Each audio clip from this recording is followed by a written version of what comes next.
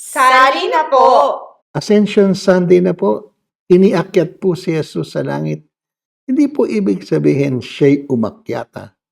Wala po nag-aakyat ng sarili. Kayabangan yon. Iniakyat siya ng Ama at ibinigay sa kanya ang poder, ang kapangyarihan sa lahat, heaven and earth.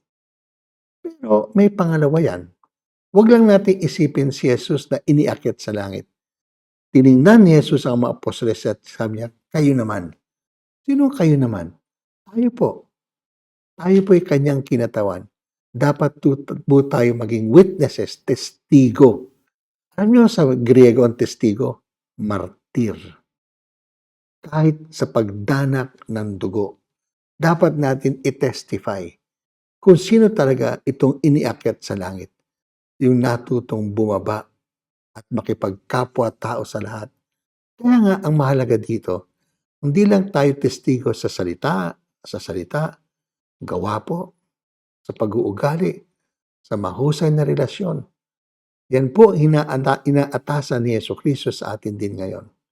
Testigo sa buhay na ito, sa panahon natin, maging sa kahirapan pagdanak man ng dugo.